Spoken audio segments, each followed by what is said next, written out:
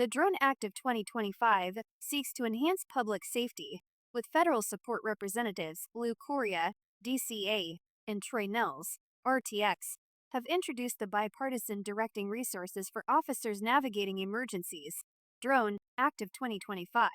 This bill would allow law enforcement agencies to use federal grants to purchase and operate drones, expanding access to technology that enhances public safety and emergency response capabilities. Expanding federal grant eligibility for drones, the Drone Act of 2025 proposes changes to existing federal grant programs.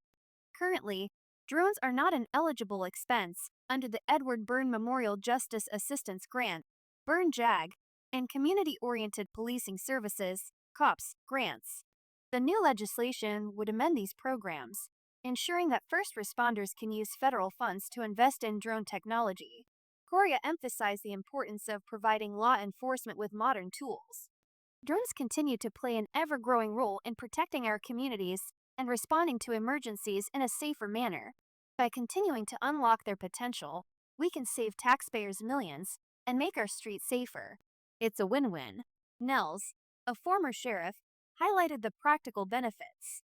I'm proud to introduce this common-sense bill with Congressman Correa, which would allow law enforcement to purchase drones to make our communities safer. Enhancing public safety with drones have become an essential tool for law enforcement. Agencies use them for bomb squad operations, hazardous material spills, traffic accident investigations, crime scene documentation, and search and rescue missions. Sheriff Barnes of the Orange County Sheriff's Department described their significance. UAS programs can also provide critical information for life preservation missions, such as barricaded suspects, hostage situations, active shooters, apprehension of armed and dangerous or violent suspects, and high-risk search warrants. The Drone Act will authorize the use of critical federal funds to purchase UAS equipment and build out programs to improve the safety of our local communities. Public safety organizations have voiced their strong support.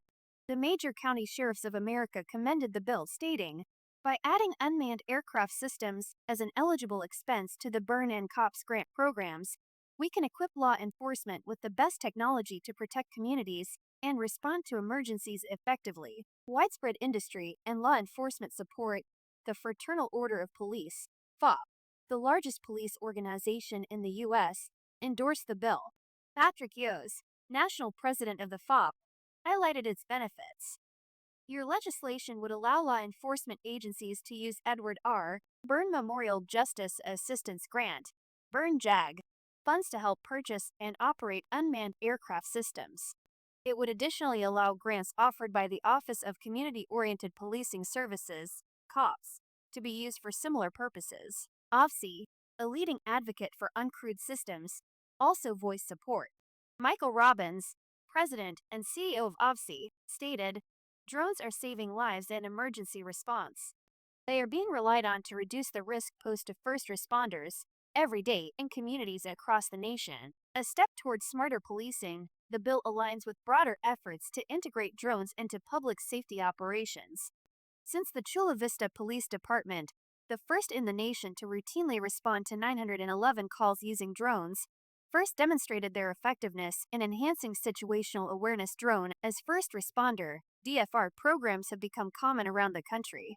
Improved technology and supportive legislation has meant that the programs have even more capability to save lives of officers, perpetrators, and victims. The Drone Act of 2025 aims to expand such programs nationwide. The bill enjoys bipartisan support and endorsements from major law enforcement and public safety organizations, underscoring its potential impact on policing and community safety.